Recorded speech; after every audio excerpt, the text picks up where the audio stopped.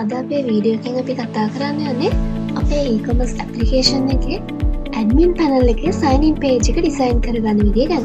මුලින්ම මේ තියෙන අපේ design එක මෙතනින් අපේ e-shop logo එක මේ විදිහට දාලා තිනවා. ඊට පස්සේ මම මෙතන hi welcome to e-shop admins කියලා text එකක් දාලා තිනවා. ඊට පස්සේ මෙතන අපේ icon එක ඊළඟට අපේ sign in to your account කියලා මම sub heading එකක් දාලා තිනවා. ඊට පස්සේ email කියලා input box එකක් මේ විදිහට දාලා මෙතනින් buttons දෙකක් දාගෙන තියෙනවා මේ විදිහට. ඊට පස්සේ අපි අන්තිමට අපේ copyright sign එක මේ විදිහට design එකට add කරගෙන තියෙනවා. අපි දැන් බලමු අපේ design එක හදාගන්න අපි code කරගත්ත විදිය ගැන.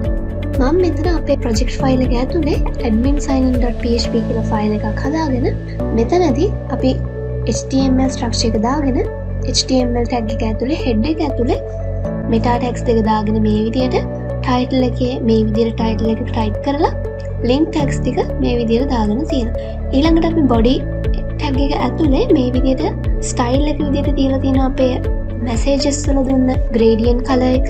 ඊළඟට අපි මෙතන div එකක් ඇතුලේ අපේ logo කියන class එක මෙතනට set කරගෙන තියෙනවා. අපි කලින් අපේ sign in page එකට දාගත්ත නිසා ඒ හින්දා තමයි අපිට logo එක මැදින් හරියට පෙන්වන්නේ.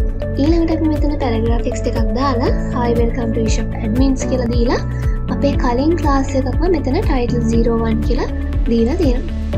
ඊට පස්සේ අපි මෙතන div එකක් ඇතුලේ paragraph tag එකක් දාලා sign into your account කියලා text එකක් දීලා ඒකටත් අපි කලින් දාගත්ත class එකක් add කරගෙන තියෙනවා title 02 කියලා. ඊළඟට අපි මෙතනින් label tag එකක් දාලා තියෙනවා තව div එකක් ඇතුලේ email කියලා text එක දාගෙන.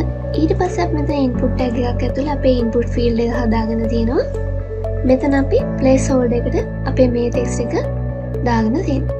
ඊළඟට අපි මෙතන button එකක් දාලා තියෙනවා send verification code කියලා text එක මෙතන type කරගෙන.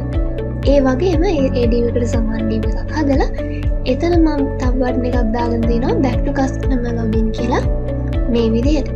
ඊළඟට අපේ copyright sign එක මේ විදිහට div එකක් ඇතුලේ paragraph tag එකක් දාලා end copy කියන entity එක පාවිච්චි කරලා ඊට පස්සේ අපි මේ text එක type කරගෙන paragraph tag එක close කරගෙන තියෙනවා.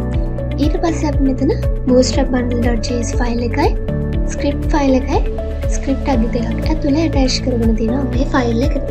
ඉතින් ওই විදිහට තමයි මම e-commerce application එකේ admin sign in page එක design කරගෙන තියෙන්නේ.